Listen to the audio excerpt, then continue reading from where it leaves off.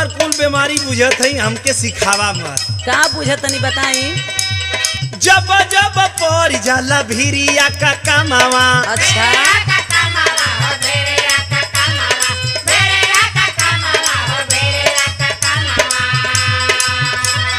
लागे लुगी नावे गोरी रोगावा का नामावा।